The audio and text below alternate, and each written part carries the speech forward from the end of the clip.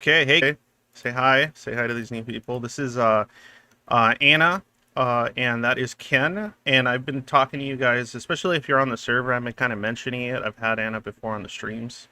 I rather not be the one that introduces them because I'm terrible at introducing other people. So I'm gonna go ahead and allow them to introduce themselves. So Anna, you can go ahead and start and tell them a little bit I about think yourself. I actually think I'll introduce Ken and then Ken can introduce me. Ken, do you want to do that? Sounds great. Ooh, mad Perfect. All right, mad great. skills. All right, do it. So, Do it. so Ken, in addition to being my husband and the parent of two cats, he is a intimacy, relationship, and sex expert. His focus really is on how the a woman's sovereignty, not just outside the bedroom, but in the bedroom, is the foundation point and the cornerstone of genuine happiness and scintillating everything. Sex, conversations, Okay. all of it. And I'll say a couple other things about him as well is that he's had a very unique background where he trained for about 10 years, a deep dive into women's sexuality and specifically the way a clit works. So he could say a lot Sweet. about. He literally He is the like click can commander, right? Got it. figure out exactly what a woman is. So lucky me. And then also has taught for another 10 years in another organization. So he has those kinds of distinctions that are very unique. Am I missing anything, Ken Blackman? Nope, that was wonderful. Great. And Anna is a women's rightness and empowerment coach, specializing in a few different things. She has don't like domain knowledge of different personality disorders from first person experience and the work that it took to overcome and kind of transcend and move beyond the shackles of some of those personality disorders. Narcissistic personality disorder, borderline personality disorder, and schizoid personality disorder. But she has knowledge both from the point of view of someone who has struggled with those herself and has broken free of a lot of things that few, especially in narcissistic personality disorder, which people get stuck in and are there for their whole lives. And she's really made progress in being able to develop skills like empathy, and she can help people. She shows people how to do that. That's one area of domain knowledge. The main thing that she focuses on is being right with all parts of yourself as kind of a first place to start. Just being right with all the different parts of yourself and all the different ways that you are, and finding rightness in all of those without like beating yourself up or finding yourself wrong. And in the process of finding rightness in all those places, that's where freedom and sovereignty and um, agency and a little bit of just breathing room starts to come in. So that's what I can say about her. Anything that I left out? Yeah, it's good. I mean, really, they'll feel us and we'll talk, and Jesus, man. I wish it'll be Yeah. somebody great. would Jesus, I talk feel about me like like that one day. Jeez. What the hell? Like that was like you guys know way too much about each other. That's great though, but like that's no, great. amazing. Like it was like I'm guessing you introduced each other before? No, he's never introduced me before. I've Wow. never introduced her Look at before. that. Well, it sure as hell seemed like you have. Okay, so you guys already know who I am. If you don't, you're probably better off for it. But in any case, I am Schizoid Angst. I am here to talk to these wonderful people about schizoid related stuff, especially in relation to advice on dating, relationships, that sort of stuff, because I've gathered a few questions that some of the schizoids on my server have for you guys. And to those that aren't aware, I do have a server. If you're schizoid and you're watching this or you stumbled across this, go on Discord, go to the About Me, click on the link, join up, go through the vetting process, and you're going to find a community of people that you might actually be able to relate to for once in your life. So that part's pretty awesome. In any case, I think I'll just jump straight into it. Is that okay with you guys? Do it. Absolutely. All right, cool. Let's not waste any time because God knows some of these questions are probably gonna take up a lot of it. Okay, so what I want to start with is communication, and the question we can get. Let's start at friendship. All right, let's start at friendship before we jump into like having a relationship or dating and things like that. So how does one and if I remember correctly, Ken, you are diagnosed schizoid, or you're not? Not diagnosed, and in Oh, okay. fact, I'm of the three of us, I'm the least knowledgeable about this topic. Oh, okay. Well, then I'm glad that you're here.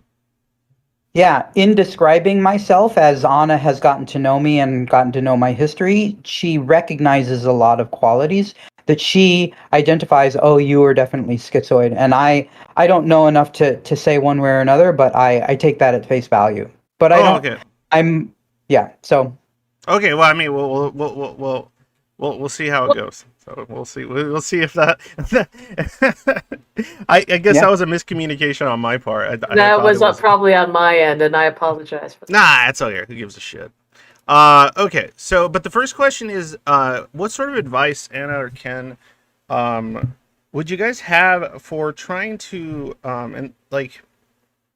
trying to befriend or trying to find trust or gain trust in somebody that may be schizoid or is schizoid, because of the trust issues and everything else and the safety issues and all the.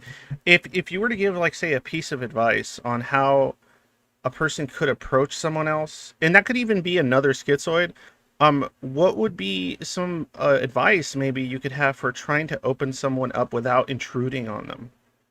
Like, how do you get somebody to accept you or want to develop a relationship with you when that person has so many barriers and so many things that would cause them to push everything around them away by any attempt of such a thing? Do you want to take this first, or do you want me to?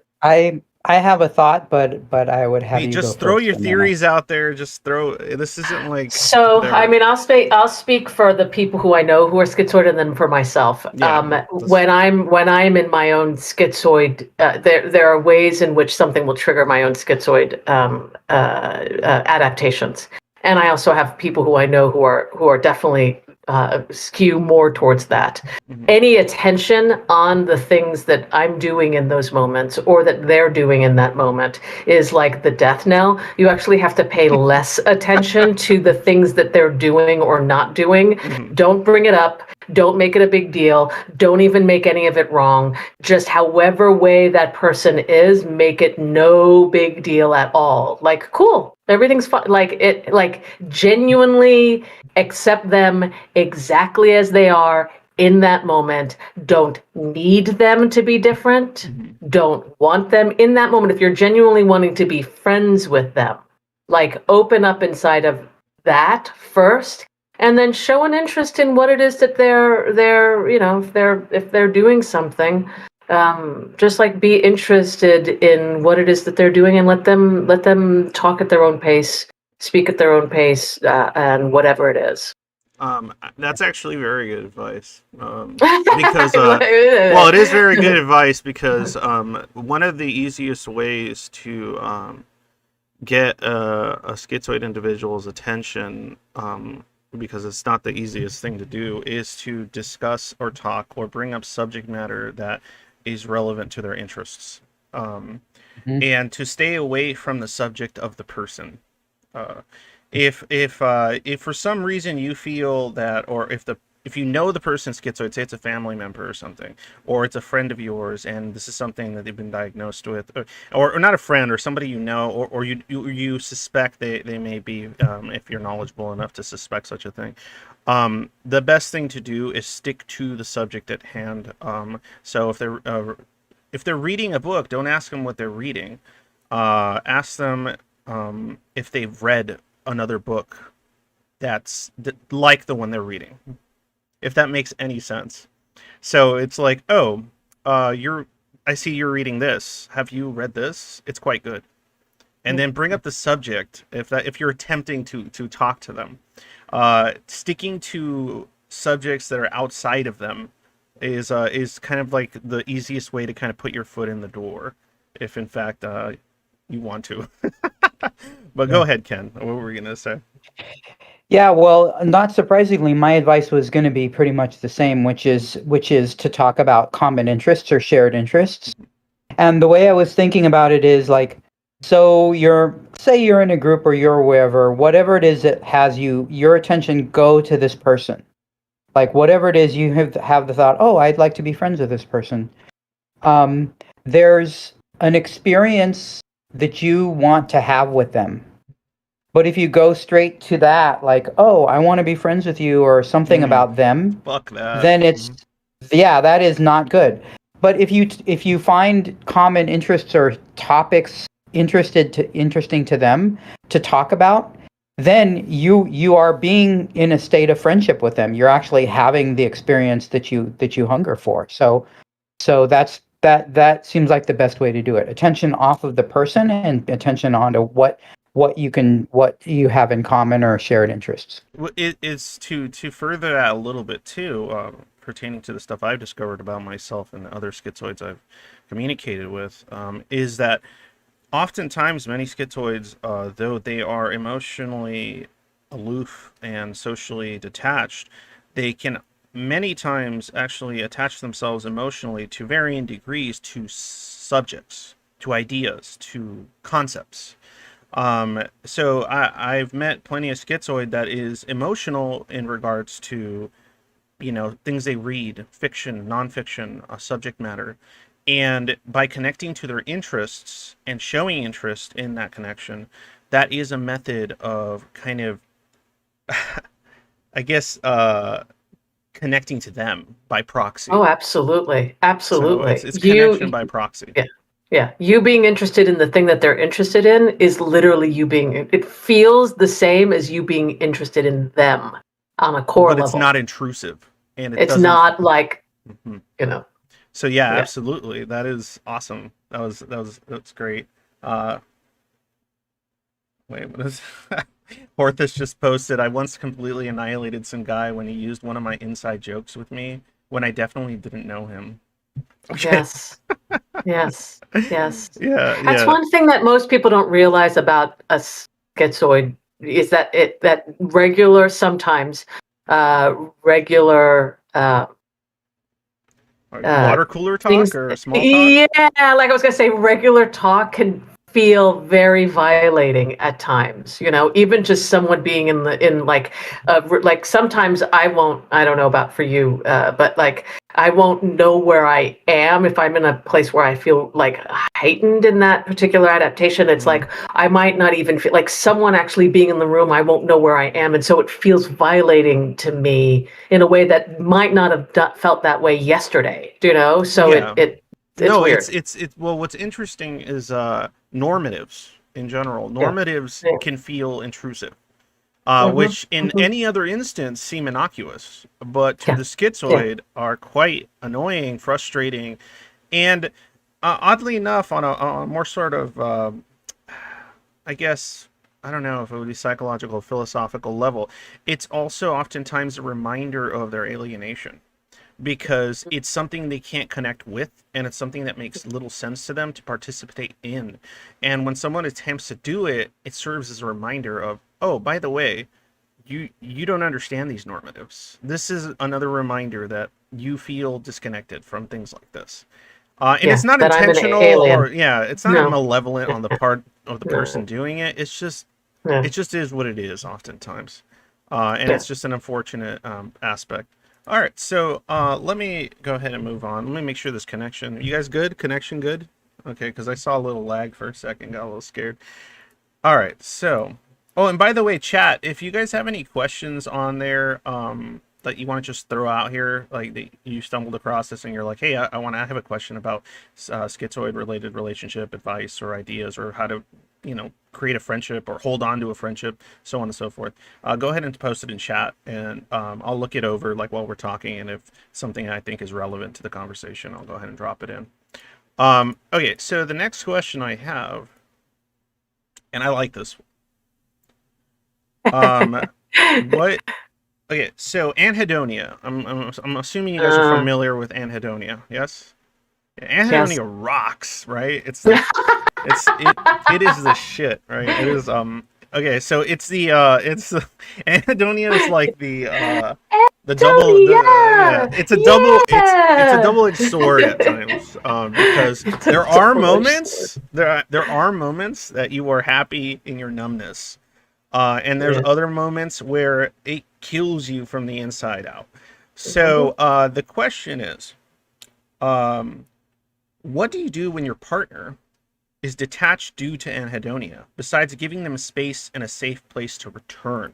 So a lot of people, that's the usual advice. If somebody's in a state like that, give them the space they need, give them the comfort they need, and say, but what form of comfort can someone bring to a person that is feeling desperate in their feeling of nothing, essentially, their inability to take pleasure in even the simplest things, whether it's for a day, a week, or a few hours? In the case of myself, my anhedonic episodes usually last a few hours, and they're usually triggered by high levels of stress. So when my brain feels like, oh, too much stress, this is having a physiological, like, negative response to you. My brain just kind of goes shut down. And then, like, I stop feeling much and enjoyment or anything. And I just want to lay there and do nothing. So Mhm. do you guys have any advice on how to, like, navigate somebody so that your partner feels as if they're there for you, but they also understand that you're in this kind of state? I think one thing to keep in mind is to not necessarily through your words, but just through the way that you're being, to let them see or feel that you are not being adversely affected by the state that they're in. Like you're okay, you're fine.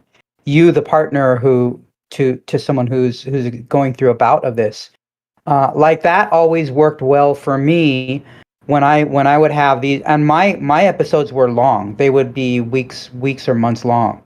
Um, but what the people that I felt the closest to and the people who I could maintain closeness with during those times were the people who weren't overly like loving or caring or like any of that stuff, but they were just able to be normal, be themselves, and be like this feeling like they're fine when they're around me or in connection with me. And something about that in itself had like felt more inviting and felt like I could even like I didn't have to avoid them or stay away from them while I was going through this. I could actually go through a bout of this in connection with them. So Yeah. that's the first thing that comes to mind. Did you want to say something else? Nope, go ahead. Yeah. Yeah. So there's a couple of thoughts. I want to speak it to, like, on the one hand, if you're in an anhedotic state and you like, and then also if you're with someone who's in an anhedotic state, like how do you actually like manage yourself Yeah, and be any in advice would connection be with. good. Yeah. So when you're in an anhedotic state, I just was a little bit in there yesterday. Like the past couple of days, I've been in this place where I'm like, oh, and then yesterday at least for me, the way Ken and I deal with it is yesterday I couldn't quite figure myself out for like about an hour or so. I just was like, ugh. I like, ugh. And so I said, I'm Every just going to say the shit that's here. And then I just started talking about all the things I hate, like all the pressure I felt. Like I just was like, I couldn't locate myself. Mhm. And I could everything just felt awful. I hated him. I hated everything. I just like hated everything. Yeah, everything Um, feels distasteful and Everything feels gross and horrible. like Yeah. non-pleasurable and just negative. Yeah, yeah. Like the world Like felt like it was, empty, like dead. yeah, yeah. And so I just started talking about like all the things that I like. I don't like you. I don't understand this. I don't understand me. I don't understand like this. I like. And then I just want to. And then finally, what started to come out was after I said all kinds of stuff. I just need to go away. I just wish I could be here in this spot without anybody around me. I just want to be alone inside of this. And he was like, and now mind you, we have the lifestyle that we can do this. He's like, if you need an Airbnb or a hotel for a few days where you could just like feel yourself and be yourself and whatever, like you can do that. And even him just telling me that I had full permission, That's the one. That's the one. to actually Do it. feel the feelings, do it if I needed to do, and that he was Disappear if not you going wanted to. yeah, and that he was not going to be rocked or affected. Like, he knows that I still love him, that it has nothing to do with the relationship. That it's like my relationship to me, something's going on that I feel like it's too much, and then I need to, like, just him being like, you got to do that, go do it, calmed me down and helped me to be in the world again. So exactly. for me, just like talking it and saying, like, even if it doesn't make any sense, I don't like the color of the walls, I don't like this, I hate people talking, there's so much like, I just Too much having noise, too permission much to even feeling, too much stuff, so too much feeling, too much this, yes.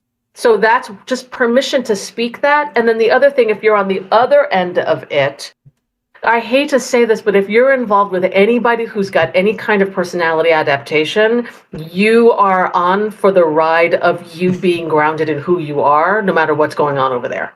Yeah, and that two things I want to bring up in relation to what you just said. One, yes, if you decide I'm going to be in a relation, especially if you're a neurotypical individual and you decide I'm going to be in the relationship with a person that I understand has a adaptation or a maladaptation that they're struggling with and they're attempting to overcome, you have to be secure in yourself. If you're not, if you don't feel like strongly enough about how secure you are in yourself, that's going to be probably an issue for a budding relationship, because there's going to be moments where they say or do or act out in ways that you won't be able to help but feel as if you're maybe being attacked or neglected or something like that, when that is in fact not the intention of the person enduring such an episode. That is not the intention Oh, fucking yes. Yeah. Yeah. I want to say one more thing to this. And it's not to say that you have to be a doormat. It's not to say that you have to be someone who's just like never has feelings or never has wants or needs, except the only thing I'm saying is that when a person's inside of the throes of their adaptation in that moment, that is not the time to be like, well, what about my needs or wants? They actually don't have space for themselves, let alone another like they don't have space for anything. And so when they're back to themselves and they're back to some sort of balance, that's when you can actually have a conversation about about you, whatever it is your needs are. But the moment when they're triggered by something, that ain't happening. They're not. That ain't happening. The other thing I wanted to mention pertaining to what you said as well is man, I had it. It was when I went like this. You said something. Damn, I can't remember what it is. It had to do with.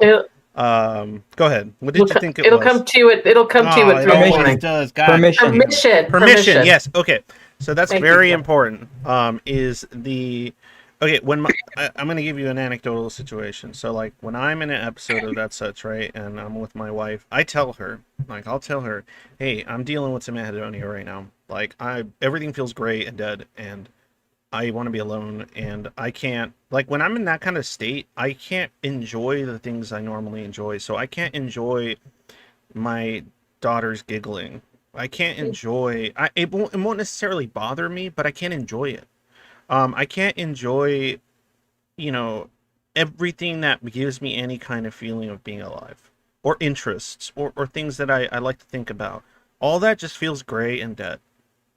And during those moments, though, they're shortened by the fact that she tells me that, go ahead and do your thing. Go ahead and go lay down. Go lay down. Go take a nap. Read your book. Play some brain dead video game that I could just do on autopilot for a while. Just go do your thing.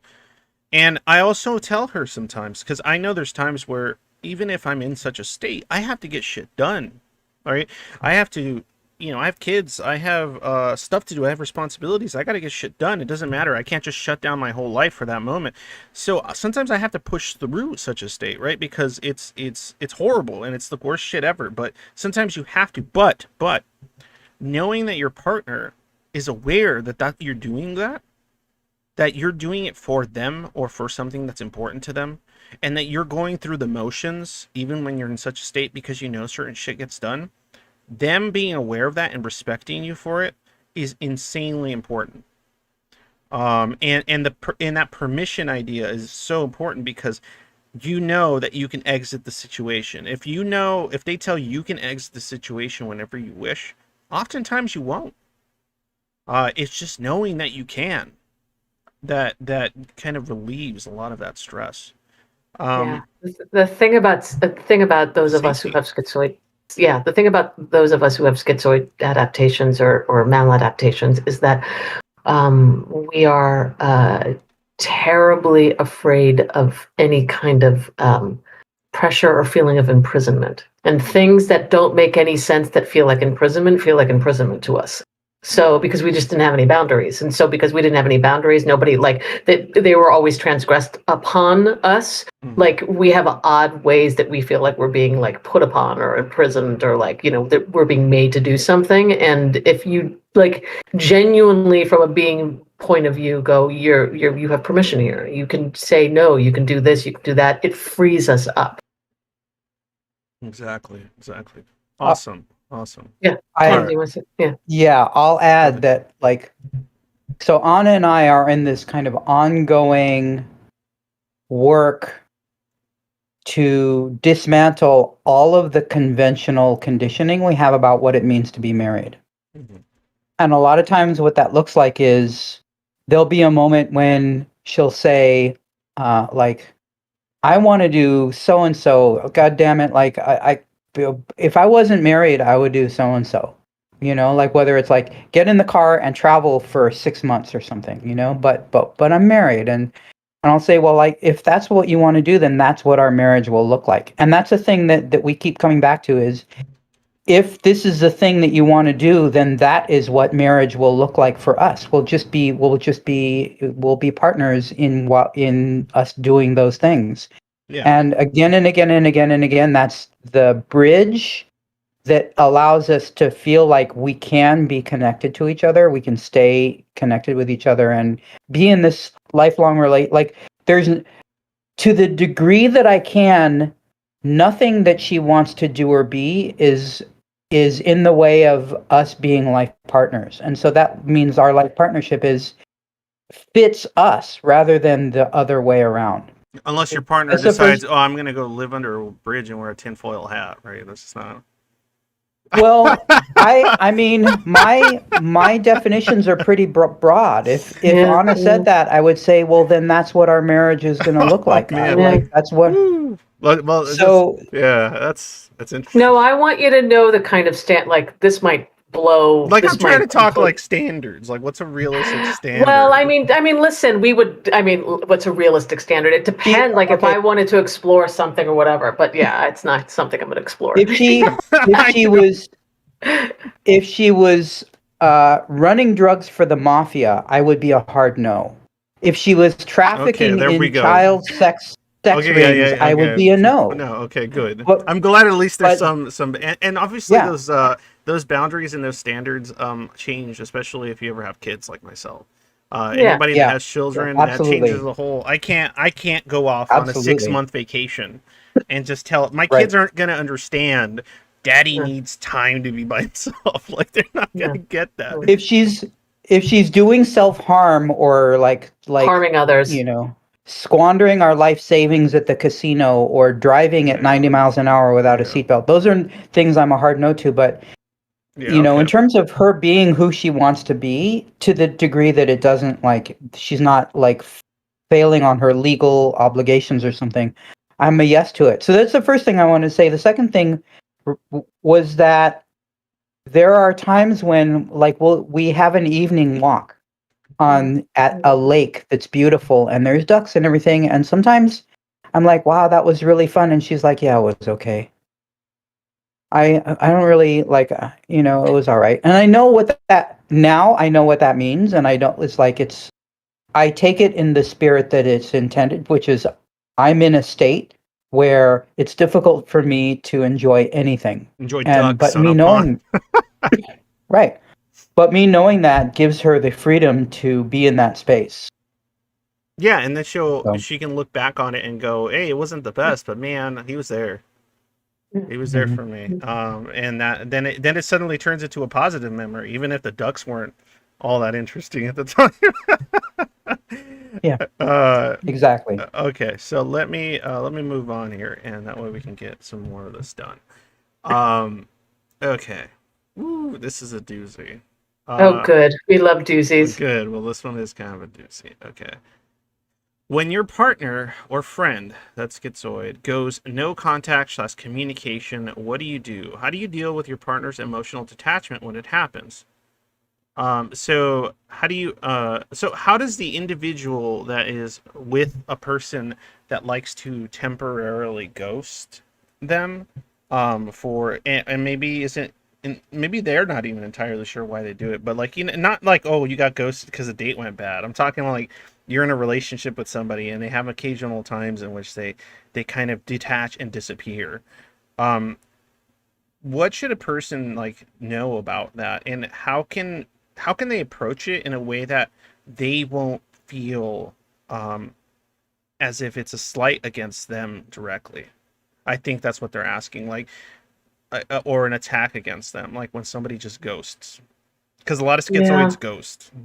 Yeah. They'll just be like, fuck this, I'm out, and then they're just gone for like a week, and then they return, if they return. I think it depends on whether you have the kind of friendship or relationship with them where at least you can talk about it. So, for example, if they disappear and then they show up again and kind of like nothing happened and you can't really discuss what just happened, not that you want to put a bunch of attention on it, but at least if it can be acknowledged, like if the person is self-aware enough to say, this is just something that I do. And I don't even often know why, but it's just a way, it's just a thing that I sometimes do. And you need to know that this is just a truth about me. If they're capable of saying that, then you at least have a choice whether to recognize this has nothing to do with you. It's a natural part of who they are, and that makes it easier for the person relating with them to accept. There are times when they're just going to be gone, and then they're going to come back, and you have the relationship with them that fits that. But if they can't talk about it, or they pretend that it's not true at all, or that like nothing happened, and you can't even establish that this is a pattern, it's much harder. Then Yeah. it really does feel like, like, uh, where did you go? Do you know what I mean? To me, that's Yeah. the distinction that makes it handleable or not. Yeah. And I also want to just do the science about this. That's great what you said. I also want to do the science about this. Um, uh, when people leave, belonging, like a sense of connection and belonging, is an actual, like, hardwired need for us. And when people leave suddenly, and when we feel abandoned, or when someone ghosts, it shows up in our own brains like in the same spot where physical pain shows up. So it's you're not crazy if you feel like serious pain when someone who you've been really close to suddenly leaves. You're not making stuff up. There's nothing wrong with you when you feel that way. So I first want to establish just like hard facts around that. There's biology and there's science around why we feel so fucked up when people leave. I want to piggyback on what Ken was saying, which is, if you're in relationship with someone who can't even talk about it, then I would highly suggest that you put the person. You could still be in relationship, you can still be in connection, you could still be with that person, but you need to put them in the appropriate place that they need to be in. They can't be in the inner circle where you're constantly like talking, because if not, then you're constantly putting yourself in a traumatized state. Yeah. You can still be connected, but just sort of put them in like a further out concentric circle from you. If they're someone who's got some self-awareness, this is what I do. Because I used to be one of those people that was like really, really close to people, and then something would happen, I'd get overwhelmed, and then I would be out for like a week and a half or something like that, and they would be like, what the hell's going on? I couldn't even talk to people. Now it's not that place. I'm much more like, I could talk to people through it. But at that time, what we came up with was literally like, I'd be like, Mayday. And I would literally just text Mayday. I'd give them, like, if they tried talking to me, I'd be like, Mayday. and they knew that I was going to be inside of this spot for a while, and then when I came out, I'd be able to talk about it. But I just would have like a one-word thing where I was like, "I'm fucked." Okay, that's actually really good because that's what I was going to mention too. Is one of the best ways I would say if you can bring yourself and you're self-aware enough that you're the type of person that ghosts people, but at the same time you're concerned because you don't necessarily want to burn that bridge completely. Yeah, Because there's yeah, times in your life as a schizoid where you go, I want to burn all the bridges, right? I want to be alone, burn all the bridges. You might feel like that at that given moment, but you may later resent that action or regret that action after you come back from feeling that way. And but oftentimes what happens is that once you do, you already burnt that bridge, and you feel either dumb or insecure about trying to return, about trying to yeah, show back up again because you feel like an idiot for just disappearing. Or you feel yeah, dumb for the thoughts you had before that you no longer had because a lot of those thoughts were a defense mechanism in which somebody either was getting too close or you felt overwhelmed and then you decided to ghost everything and everyone because you're trying to just get away from everything. If you have a pattern in which you do that and it's consistent, the best thing you can do is if you become closer to somebody is explain to them that you have that pattern and then tell them, yeah, I'll send, if I ever disappear like that for a week and you try to text me, I'm going to send you this, like I'm need time alone or something. And yeah, then just respect that and then we're good. And then I'll be back and it'll be okay. Like I need yeah, that gap. And if you can yeah. bring yourself to do that, that's a big deal. That's a big step. It is a huge deal. And if you're at the point, so you asked the question about if you know someone who ghosts. Um, uh, I want to say something to the people who are involved with the ones who ghost. Hmm. Understand that they don't ghost because it's a great idea. They ghost because something like they're on like number 5 DEFCON. Do you know what I mean? They have like something has happened and they are triggered in a way where they like have to batten down the hatches and they're like, I need to like cut off and like literally bring up All the external drawbridge from them communication has to all die. external community, like something has happened. So it's not like personal, although it will feel, just given how biology is, it might feel personal. Like if they're doing that, something has happened that they're like, hello, like all the alarms are starting to go off.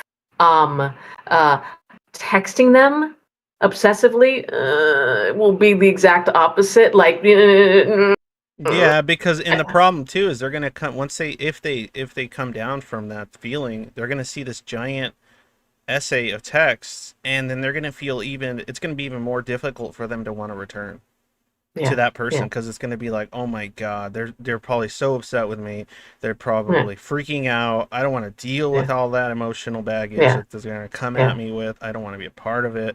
Like especially, yeah. yeah, you don't want to jump straight into a situation like that. But if you can come back and you told them, hey, I just need time alone, and you come back and they act like, okay, they're back, that's good, then you And feel a lot yeah. better about the situation. Yeah. And by the way, I don't want people who have been ghosted to not be able to talk about stuff. No. Like, if you're someone who has schizoid adaptation, to the degree that you can, I like it would be lovely to recognize, hey, I know I ghosted. You probably have feelings about that. I am genuinely working through this and trying to do the best that I can. The thing that I always think is like the most helpful thing is this will happen to me every once in a while. How can I communicate it in the future so that it's not as shocking to you? Like coming up with things in the like what you were talking about like, hey, I need to be in the hole for like 5 days, or I need to be whatever. But like some way where there's a little bit of communication beforehand, some way so that the person who got ghosted doesn't feel like they're completely fucked. Does that make sense? Yeah, no, that makes perfect sense. That makes perfect sense. Just because we're at 40 minutes now, I want to go ahead and continue the next question. That way we don't Great. miss any good ones, and run out of time here. Okay. So this is a nice one. So this has to do with esteem, right? Because there's situations and there's one particular adaptation that often shows itself that's similar to like trying to ghost somebody, but the reasoning behind it is different. And that's it's in situations where the schizoid partner proclaims that the other person that's attempting to get close to them is that they are not worth that person's time. So if a lot of the times this is because the schizoid themselves feel a lack of sense of identity or self. And so when somebody gets attached to them, like emotionally, it's like, what exactly are they attached to? I can't even attach to myself in so many regards. What exactly are they connecting to? And then there's this automatic thought of, this person deserves better. They don't deserve this. They don't deserve this empty husk of a person, and or this person that's so unhappy with everything all the time and doesn't enjoy much. Like, that's not what this other person that I'm learning to appreciate or I'm having feelings for because they're so great or whatever, they're so much better than me. You have these sort of thoughts in your head in relation to that, because and oftentimes it isn't necessarily that you're like so sad about it. It's more like, no, this isn't right. They shouldn't. I'm making them fall for me, and there's nothing there, and that's messed up, and I should just, stop seeing them. Like, and how the question is essentially, how does one validate, or how does one confirm to a person that lacks a sense of identity that who they are matters to them? That's This so question is so rich, and I know this spot so deeply, and my heart sort of like my sort of tears and breaks a little bit. So first, I just want to say to this, I feel this way off and on.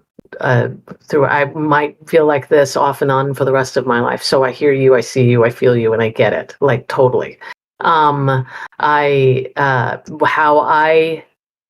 I don't think a person you can I want to hear what your thoughts about this are, but like how I usually deal with my clients, with the people I know, with myself, is when someone is like, when I'm in that spot, if someone's trying to fix it, it exacerbates it. Don't try to fix it. Don't like try to make it, just be with it and go, I know some days are like that. Some moments are like that. Because the moment we try to fix it, we make it more real somehow. Are you saying that, okay, if a person is in a situation in which they're partnering with somebody that's like that has those kind of feelings, are you saying that it's better to not try to validate them, or not try to impose that you do care about them, and that that you are important and all those sort of things? Is it better to avoid such language? Yeah, so it depends on what's going on, right? If I'm inside of it, like, take for instance, if I'm inside of it, like, I feel so unlovable, like if I'm inside of that spot, I feel so unlovable. I don't understand why you're even with me. I feel like such a burden. I don't fucking get it. It's I've like, been there why too, the so I get it. I've fuck been do you there want with to my even wife. be here with me? Jesus, I can't even feel myself. Why the fuck am I, so Ken and I have the kind of sense of humor that Ken will play with me inside of those moments, and he'll be like, depending on where I'm at, he might play with me and be like, totally, man, you're like, but he's like with a sense of humor to lighten it up. Yeah. For example, yeah, I just needed someone to do the dishes. So as long as you're doing the dishes, I think I give you permission to stay here. Yeah, Like, don't the fuck with point me being, that way. I deeply, deeply love this human being, and I think she's amazing. But no attempt on my part to say any of that to her is gonna land. Like, no attempt on my part to talk to her greatness and her wonderfulness when she's in that spot. None She's of it is gonna wincing just you land. saying that. What'd you say? I said she's wincing just you saying that, right? No, Yeah. meaning I'm that kidding, no I'm kidding, part I'm of kidding. it is going to work No, I'm during kidding. that. No, It's Yeah. so go ahead. fucked. And in fact, the more I talk her up when she's in that place, the more I lose credibility as someone who is credible, because so I don't do any of those things. I just be with it, like, just be with it. B, kind of poke fun at it, if it feels right. Like, I won't, like, And C, I'll say, yeah, let's go for a walk. Yeah. Let's And have a bite let's to go eat. for a walk and not say anything.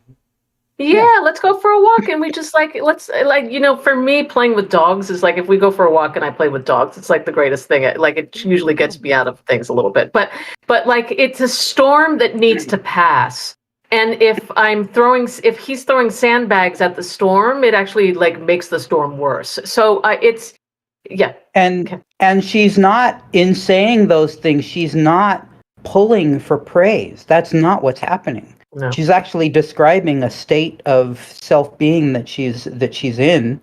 So it's not like she's pulling for me to tell her she isn't how fishing for wonderful compliments. Yeah. Yeah, she's No, Which in some cases there are people who do those things. Oh, different adaptations. Yeah, that's a different adaptation. Personality But there's adaptation. definitely people who do. But we're talking But not schizoids. SPD. Yeah, no, not yeah, SPD. not SPD. No. SPD, it's literally you are in the cave and describing the hieroglyphics on the the cave wall. That's what's going on in that moment. And the way to have someone come out of the cave in that moment is not to be like, no, the cave isn't like that. You're great. It's amazing.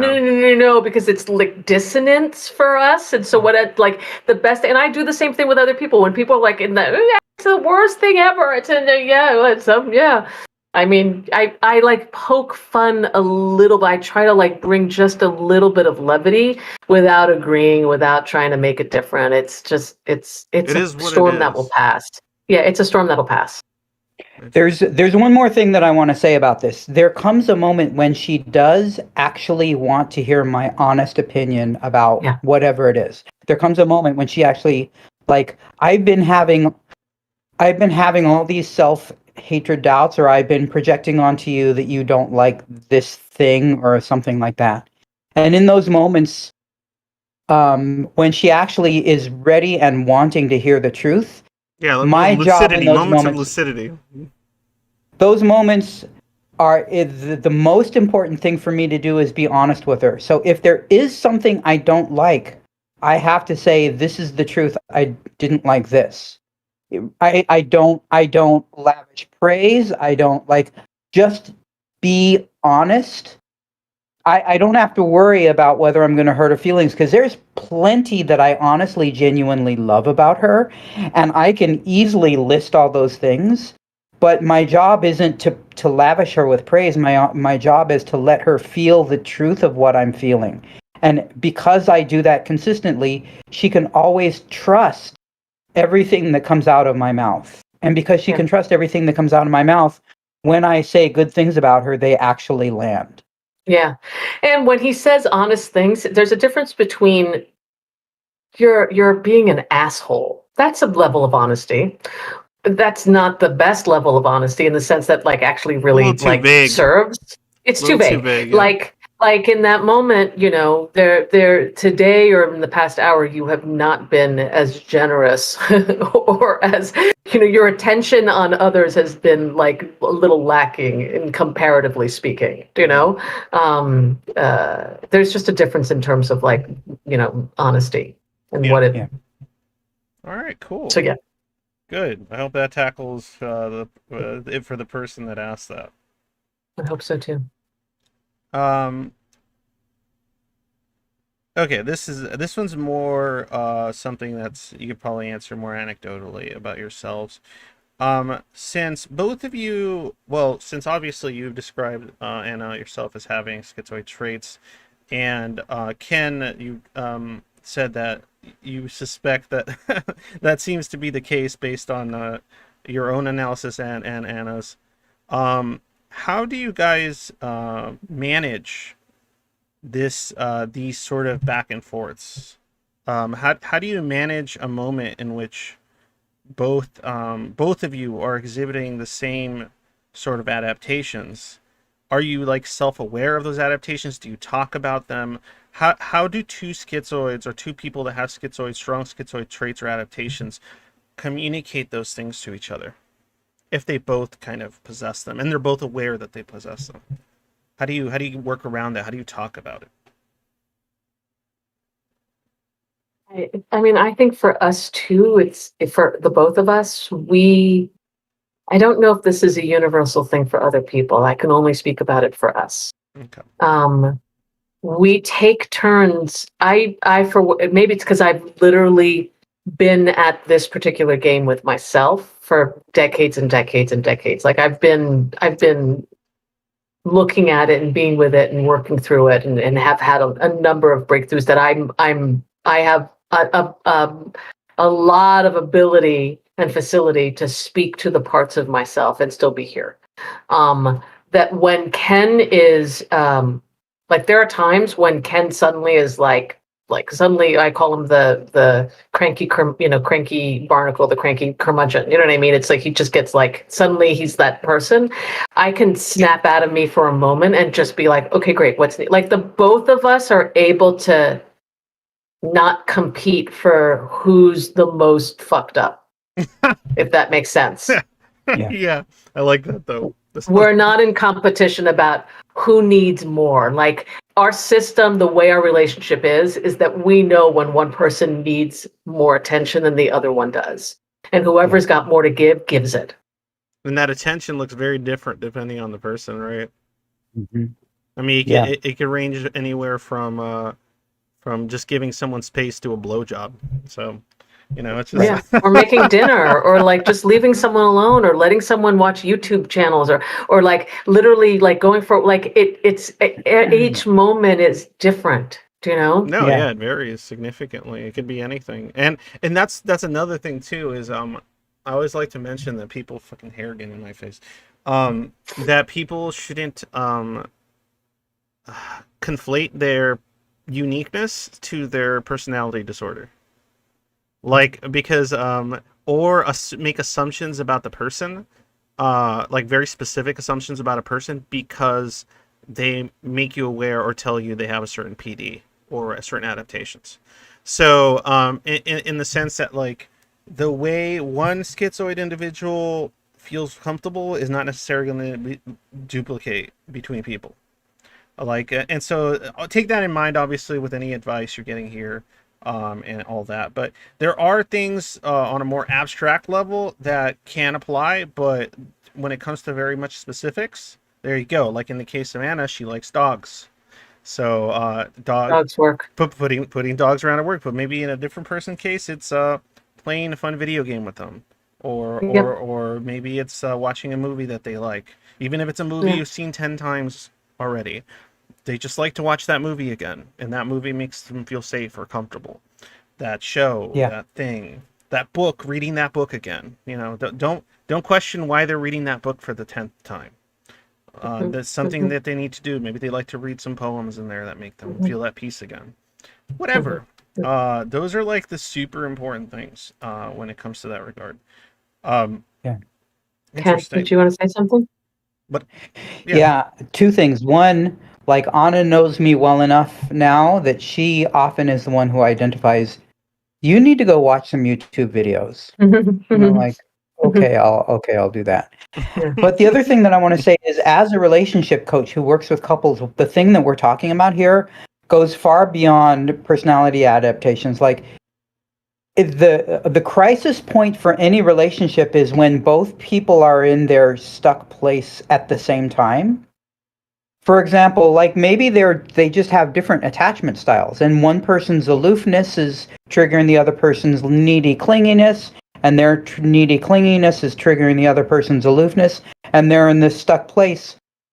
The only way out, when I'm coaching a couple, the only way out is for one of them to decide to be the one that pops to being sane enough to support the other person.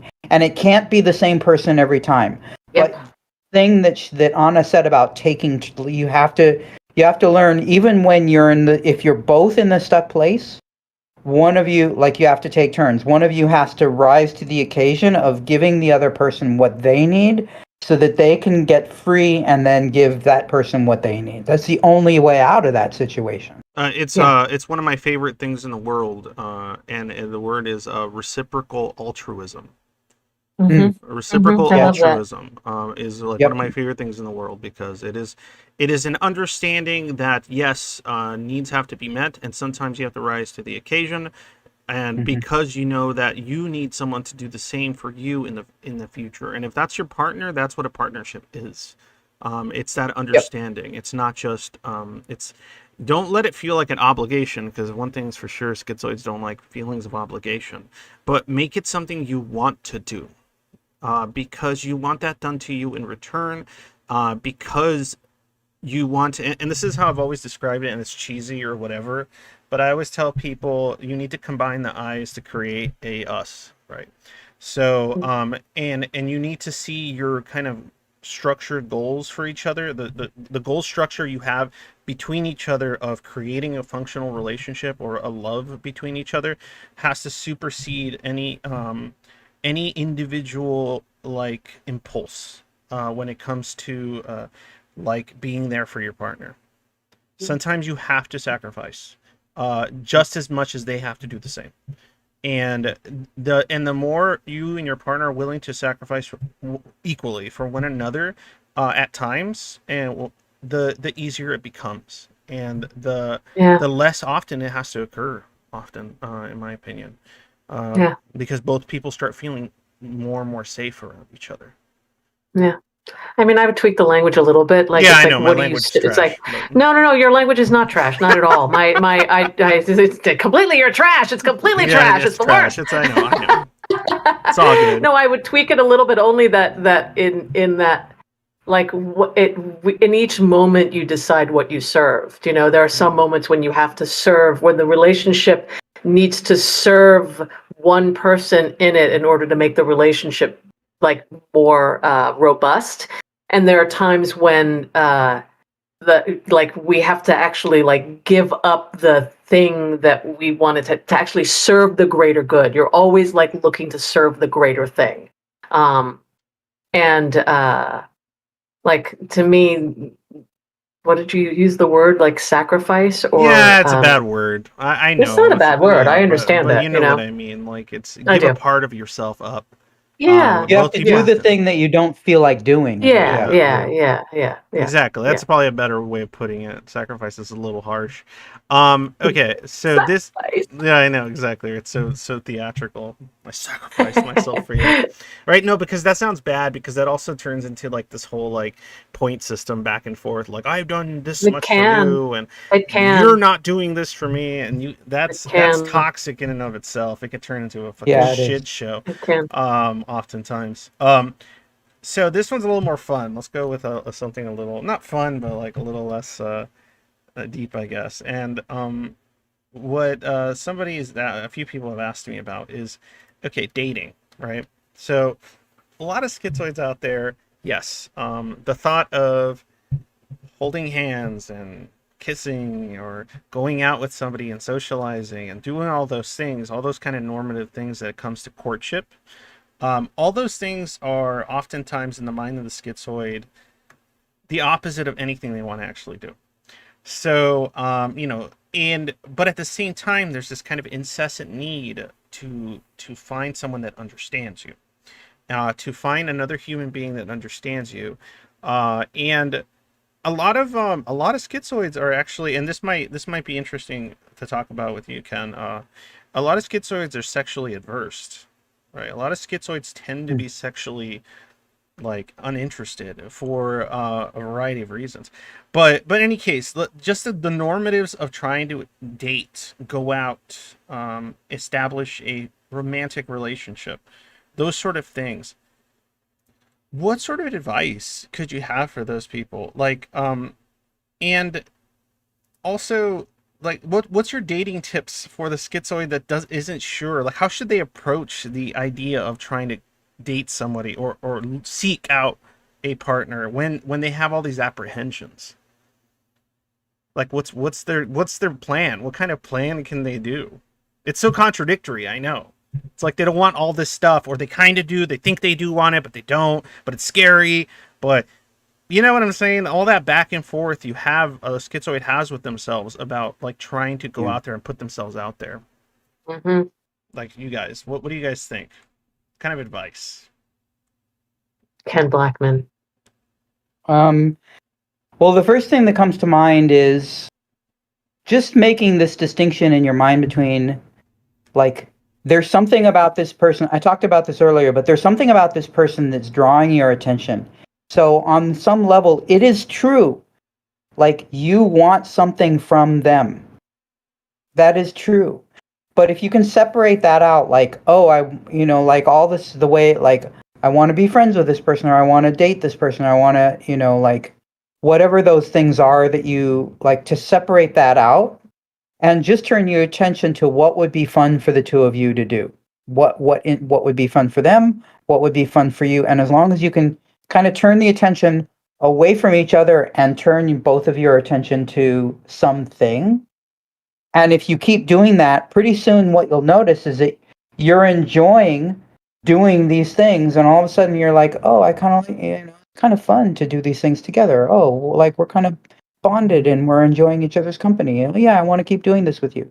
Like, that is easier than attention on each other. The focus being on, we're dating, this is an attempt at a romantic situation. Right.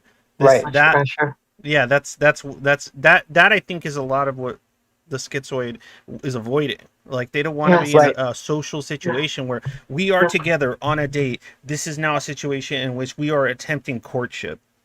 Like, Yeah. Like, you can Yeah. you can just do fun things together that you both want, that you both enjoy. That phase or that orientation can take you quite far. It can take you into the kind of connection that you want to experience. It can take you into the kind of sex that you want to experience. It can take you into romance. But just like that orientation of, we're just two people who are doing we're two people who are experiencing life. We're doing whatever we would be doing normally, but we're doing it together today, and then we're going to do it again together next week, can get you very far into actually being in a relationship. Yeah. I want to add a couple of things too. I love that, and I was going to say something very similar. Like, come up with, if you like photography, I'm just literally going to be like, if you have to go to a party, like, to me, the idea of going to a party with no end hour in sight, where it's just ongoing, is literally like, yeah, shit. so, like, it's just, you sort of want to die. And so I usually come up, okay, I want to be social, but I have to do it in a way that feels good to me. And then I go, all right, I will be the photographer. I will be the person who, like, literally, give me a job. I'll be the person who brings something. I'll make the case. Like, if you give me a job, then I can focus on that thing. And it takes the pressure off of having to sort of, in this weird, vague way, relate to people. If I could just do this thing, then I can have an excuse to relate to people in a way that is like a beginning, a middle, and an end.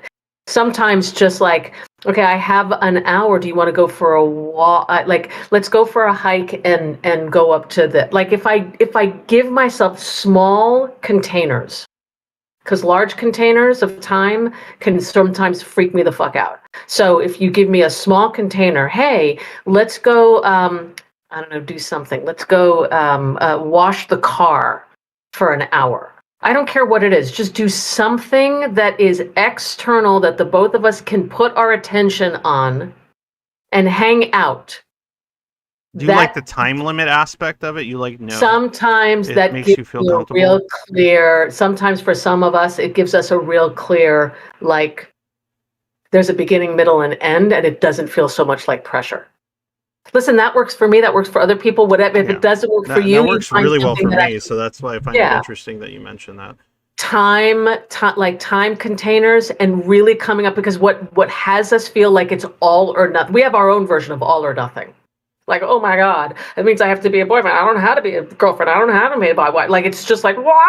Yeah, So just like shit. throw that shit out of the way and just be like, I like to, I don't know, I come up with something. I like to ride horses. I like to be at, like, be around horses. Great. There's like stables everywhere. I'm making shit up right now. Like, I like to be around stables. Would you like to go for, horseback riding for, a couple of hours on Saturday? And then, like, you sort of start out by doing that. And maybe if you like each other, then you could do coffee afterwards. Like, if you do that a few times, or like short little, trying it on like a hat, seeing if you like it, seeing if you can handle it. And then you can expand from there. If you like going to the gym is always a good thing to do. If you like going to, like, I just come up with something that is external, take the fucking pressure off. You literally feel like you're dying. Don't do that. Just make it small. Yeah, that is very good advice, and I couldn't have worded that any better, because literally the time capsule aspect that you're describing is a beautiful thing. If, like, say you're gonna go out on a date, find somebody that's willing to go out on a date with you that has a specific time limit, maybe, so that there's no pressure of anybody going to anyone's house afterward or something. Yeah. Or Yeah. because there, there's and that brings me, because those are some of the more major questions that that I was given. But I did want to, since you had mentioned it before, I do want to bring up one thing. Is one how does one find other, like, schizoids, right? So and do They're everywhere. Yeah, I know, We're they're everywhere. everywhere. Yeah, that we're everywhere. And but, well, one, you can join my server. So there is that possibility. You can join my server that's full of schizoids. And the reason some of these questions actually manifested is because there have been instances within even my server of people developing these sort of intimate sort of connections with each other, things that they thought were incapable of doing, impossibilities, even. And so, that's part of the reason these questions are there, because there are situations in which, I honestly think there is a distinct possibility schizoids can get along incredibly well with other schizoids, for a variety of reasons. And I mean, the reason why I know that to be true is because we're not a monolithic block of, like, where we are a group of people who have varied interests in all, and we're like also a anybody group else. that's incredibly intelligent.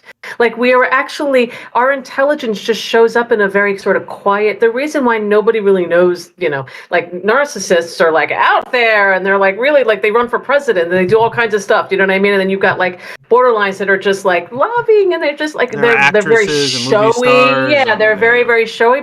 But people with, that are schizoid, we're the sort of like worker bees to a large degree, and so there's all kinds, like, we're musicians, and we're, artists, and we're people who are into computers, into things that, like, the intricacies of how things work. Anything where things can get abstract, we gravitate toward. Books and philosophy and things like that. Abstraction, for sure. So we're not a monolithic block of, like, just one. We have certain things that are overarching, but, like, the things that are underneath. And so it's just like anything else. You become interested in the thing that the other person is interested in. All of a sudden, you become interested in each other, and intimacy develops. Yeah, like Ken described. And so, yeah.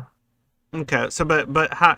So, I mean, finding other Zoids, honestly, there's no. My goal is to eventually build up a community that's big enough to where that won't be a question. That's what I want to do.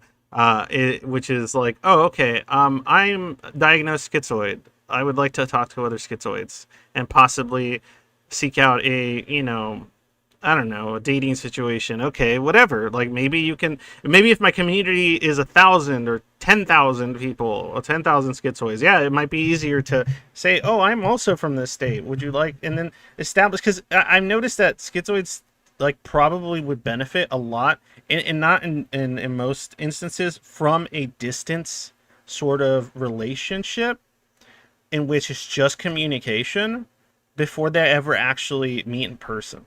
Like, it's kind of backwards, because it doesn't usually work, I guess, for a lot of neurotypical people to do it like that. But I think for schizoids, it might be beneficial to not actually, to establish connectivity on a communication basis before any kind of physicality, like affection wise, gets introduced. Yeah, I do want to say one thing to that, though. But that's just my thought. Like, it is absolutely the case. And know that with someone who's schizoid, even if you're not, but especially with someone who's schizoid, if you've established a long-running relationship via text, via long distance, via, like, the internet, the moment you get into physical proximity, it is a brand spanking new relationship, and you have to start from square, like point one. Yeah, that No, point one There- though is that- useful. it's yeah, like but it's no like assumptions, no presumptions, just like as if it was a blank slate. yeah, Like getting to know the person all over again from all scratch. over again. Yeah. Breadfruit posted on here. So most people think the schizoid needs zero social relationships. I said that to my psychologist, PhD in Canada, Quebec, and he said that is the old definition of schizoid. Yeah, luckily they're starting to change that. Certain psychologists are starting to realize that. There's a little bit of literature developing. Um, it man, it's not there. Like there is not No. enough literature on the truth about what the schizoid experience is, the Yeah. actual need, the having actual normal human wants and needs is something that happens to the schizoid, but it just takes a very different shape. And unfortunate for many schizoids is that they end up convincing themselves that they don't need any of those things, and so they put themselves in situations in which none of those needs are actually being met. In fact, they're being neglected by the very person that has them, because they don't want to accept that those needs even exist because it's too Well, difficult. that's how we became schizoid. Is at a very young age we decided, yep, don't want to need anybody. Well, I'll just take care of I don't myself. need Don't worry anybody. about it. I don't need Don't need anything. anybody. I don't. I got this. Yeah. Yeah, exactly. Yeah. So since we have a little bit more time here, I wanted to get into something fun too. Okay, Ken, you're the sex guy, Yeah. right? Okay. I was gonna say, Yeah. when are we gonna start talking about sex? Okay, we'll talk about sex. I just wanted to do it toward the end because there are some Zoids out there that as soon as I start talking about sex, they fucking jump ship on the stream, or like Okay. they stop watching because, like I said, Well, I will say this: Ken has 10 minutes, so we can only talk about. So okay, here's the time sex for container. 10 minutes. We Okay. only have 10 minutes, literally Okay, to the well, dot, because Ken's you know got what? another I'll call. tell you right now. There's times where all I need is 10 minutes, so we're okay. Right? Okay, it's called a quickie. Let's do a But, quickie, Ken. that's All right. That's right. Right. Okay, so what I want to know, Ken, is how does the schizoid experience translate into sex? Like, oftentimes I've noticed that either schizoids I talk to are either very averse to sex, or they have very high libidos and are hyper focused on specific acts or things, fetishes, if you will. So there's two extremes. It's rare that I come across a schizoid that is just, oh, I just want, you know, intimacy and, you know, your basic, you know, missionary or something. Like it's Yeah. just usually gets very complicated in one extreme or the other. I'd like to Yeah. hear your opinions on that and your thoughts on schizoids and sex. And get as Yeah. graphic as you need to. I don't care if you need to, but go ahead. Well, keep in mind that sex is one of the most intimate things we ever do, right? Like you're literally you're physically bearing your body and coming into physical contact with another human being is probably certainly the most intimate and possibly one of the most confronting things that you can actually do, and with another human being, right? With all of the unpredictability of what another human being is going to do in that part. So you're at the most vulnerable with another human being, naked in physical contact. So a lot of what happens in sex for schizoids has to do with like the bigger context of all the things that they have to do to manage, the self-management and the management of the environment so that they feel handled. So that deeply influences how they relate to sex. And so often, like what I'll have people do is just get back to the basics of what kind of touch feels good, so that we can get it back to like a body-based thing. Like what, the person who's averse often is averse for protective feelings, like, oh no, that's more than I can handle, or something like that. And then the person who has specific go-tos that they go to all the time, all of that often is in the form of management. So if you have a partner The that you have management of the very thing that you were talking about, like it's too Right. much, but if I could just control it inside of this, I could get the Right. pleasure I want without it Do you being think completely that that's why the overwhelming. fetishes happen? Like, is it maybe a control part of it thing? is Part of it. Because, part like, of for it, yeah, myself, it because was all about the physicality, right? Before, okay. right? So Intimacy say came something secondary to the right, physicality of the act, and that was a way right. for me to detach from it Mm-hmm. emotionally, Mm-hmm. because it was Do you like, mind if I ask you something specific when you say the physicality, like the actual like get off, like yeah, like the just, coming inside of a well, woman? the meat aspect, the meat material aspect of it, like the Like ass like and tit, ass like and I'm gonna tits be and really dick ass and tits and yeah, like the and whole yeah, the like moaning the and masturbating inside, yeah, the whole all thing. that Yeah. stuff. Like, it was like an emphasis on the physicality of it and the control over that physicality that caused arousal mechanisms to kick off. And Mm. any kind of emphasis or focus on the intimacy of it would have the opposite effect on me, I feel. The not anymore, but in my 20s, I would say in my Yeah. 20s it Right. was the Yeah. case. But go ahead, Yeah. sorry, Ken. Right. So that's an example of what I'm talking about. Like there was a thing that you like keep in mind our fetishes, and by that I mean the thing that is our go-to that gets us off, that arouses us and turns us on and gets us, going and ultimately gets us off. Whatever that quote unquote fetish is, whether it's mainstream or something fringe, keep in mind the degree to which there's a feedback loop. If you're being turned on by something and you have an orgasm, you've strengthened the neural connections between that stimulus and like there's a really strong like stimulus reward that moves us increasingly to a specific thing that becomes our fetish. Mhm. Mm-hmm. So that's often how that happens, and often how that happens is like what you were saying, where like the intimacy of being connected with another human being is a turnoff, but the physicality of their body is I a call turn it the on, meat right? dimension. Many of us call it The as a Yeah. meat Yeah. kid. Yeah. dimension, the Yeah. meat Yeah. dimension. Yeah. Yeah. Um, so you're simultaneously managing your own emotionality and also getting into arousal. And so that's how a person ends up at whatever place on the map that they are. So for me, what I have people do is get back to what touch feels good. Like what touch feels good?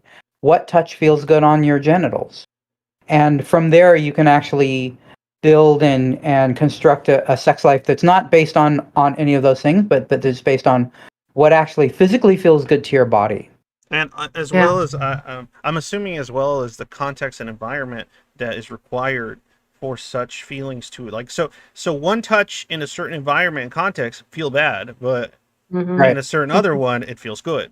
So Yeah. Right, exactly. and I think a lot of, I'm not saying that's the case, because I know there's people out there that are like genuinely asexual, but a lot of the people that say that they are aromantic or asexual, oftentimes what it seems to me to be is that they believe there is no context or environment in which any kind of touch would be good.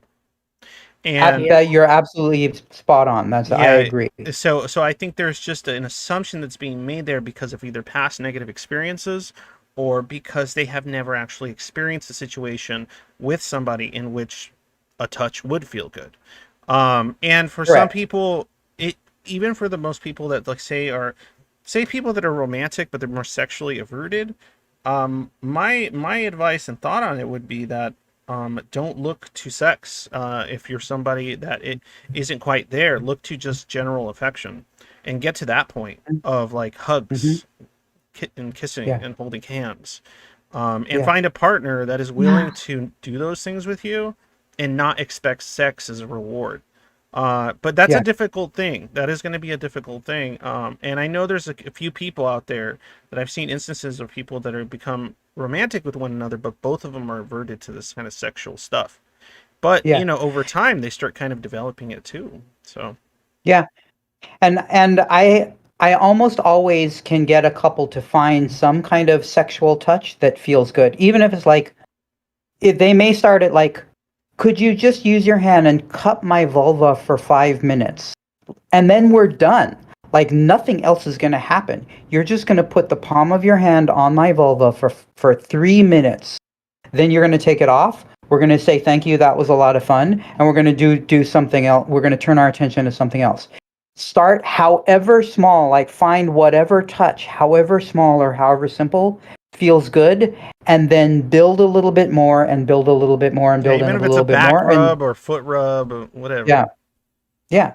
So I want to, and Ken's got to jump in a moment, but I want to actually parallel that what is true for how to be with people who are schizoid outside the bedroom is 100% true for how to be with them in the bedroom. Only it is exacerbated. Like if you have to go slow outside, you have to go really slow inside the bedroom. Quite and just literally. be like, okay, like very slow, like, okay, what actually feels good? Like, is it okay, great, we did it for about 10 minutes, that was awesome, no judgment, no pressure, no pressure anything. Also no pressure to finish. Yes, right. That is Yes. very important, because if there's a schizoid woman out there, she might not be able to orgasm. Oh well, the more pressure you put on the goal, the worse it's just going to get. And same thing with the man too. Like if your schizoid boyfriend or person doesn't ejaculate, oh well, did they have a good time anyway? Good. Right. If you make them feel like they had a good time and there's no obligation and there's no pressure, next time they may. Yeah. Mm-hmm. Our idea, like our sex life, Ken and I, our sex life is not like our people's idea of sex life is kiss, tweak, pump, come. Like it's literally like there's a whole arc to the whole entire thing. And like our idea of our sex life is like it expands to include, and I'm not talking about kink or anything, I'm talking about like we don't have a rule about what it's supposed to look like. We could make out for 15, 20 minutes, and when it's done, we're done. It could be like him, I'm just going to be really straightforward, him going down on me for like 4 minutes, oh, okay, I'm full. Me going down, like we don't follow the formula. We don't have like, we don't have a, we just like go with what Follow genuinely feels good and is in resonance with the both of us. And we don't have a rule or pressure about what it's supposed to look like, how it's supposed to finish, if it's supposed to finish. That part is so important, because there's so many instances in which what happens is that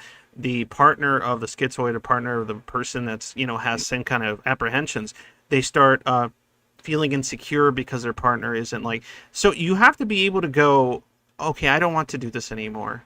And it can't be taken personal. Yes. It has to be like, okay, I'm not feeling it right now, for whatever reason. We can try again another time. In the middle. And then it's okay. It's not a bad thing. Yeah. It's not because you did poorly. No, break up the idea. The idea that's in the movies and all that shit is killing our sex life. Well, like enough. Like porn doesn't help either, but whatever. Yeah, it doesn't. Porn doesn't help. None of that. Okay, Ken, you have to go. Do you want to? Yeah, I have to go. It's been fun. I'll let you guys close it up. Hey, you don't have to lie if it wasn't fun. Anyway. Okay, so man, I actually, there's like 25 people, so I guess having you on is beneficial. I'm just kidding. Kidding. But no, what I did want to kind of wrap things up with a little bit is I want you to talk a little bit about shill away, shill yourself. Oh, dude, shill. I know it's the worst. It's the worst. Just shill. No, I don't mind shilling. I do it all the time. It's just that, like, so I'm certainly, you can find me. I'm on YouTube at Disorderly Conducts, and I think that I'm going to put links underneath. Yeah, you're going to put links, and then you can also find me on my website. And I'm accessible. I'm on, the Facebook and Insta. You have your own website thing and everything, right? I do, yeah. It's myrightness.com. Okay, cool. But all of those things, and I'm in my life's work, just like you, Schizoid Angst. My life's work and my life's passion is genuinely like having people genuinely feel like whole and right in their skin, and come together in a way that whatever trauma or whatever thing that had to shatter outward, to come together and be right, and to live a fuller, more rich, more connected life with Uh, ourselves and others. slip pace. The where is the Discord? Go to the about me. It might be linked underneath the video, but if you go to the about me on my channel, there should be a link to the Discord there. You just got to get vetted through our little process, and then that's it. Just go through there if you're looking to go into that. How about Ken? And, How about we and show I was for about to Ken? say, Yeah. and for Ken, so you can find him at kenblackman.com, and he's also on Facebook and on Insta, and Ken at kenblackman.com. Okay, perfect. Do you have any man, I see I should have got to this part before Ken does.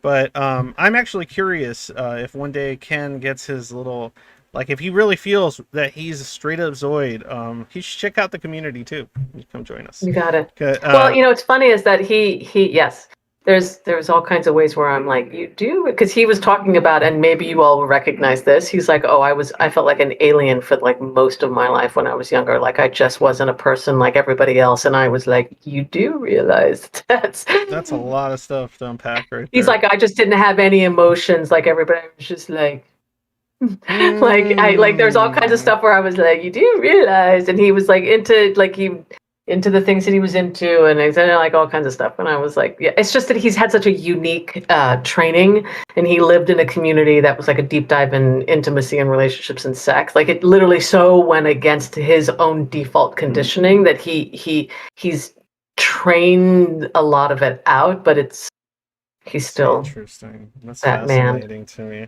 That's so fascinating to me.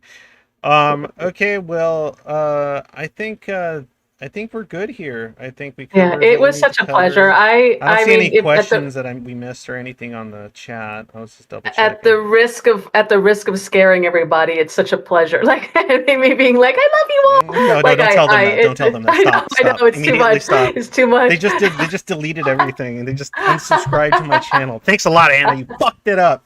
It's like I'm fucking it all up all the time. Fucking it all up. But no, it's always a pleasure to be here and to spend time with you and to talk and stuff. It's like I'm home to a large degree. It's like, oh, I get to talk about real things about how we all are, and so whenever. Okay, well then also before I log off completely here, if you guys want to support me, you like what I'm doing, keep doing these sort of talks and conversations. I want to take this further. This is what I want to do. I have a Patreon. It's in the about me, or it should be underneath. I have a PayPal, whatever you want, whatever kind of monetary support. If you can't do monetary support, just like, subscribe, drop my video links wherever the fuck you want. I don't care. We got to get the word out for awareness on this subject, and to see if we can get a few more schizoids not to feel completely doomer about everything in their life. Anna, if you don't mind, like maybe like 2 or 3 minutes after the stream ends, I'd like to talk to you about something. Nothing crazy. It just has business stuff. Anyway. So much pressure. Okay, yeah, we have so a smart container of like 2 minutes only. 2 minutes. Yeah, oh, no, God. I'm just kidding. Oh, God. All right, guys. Thanks a lot for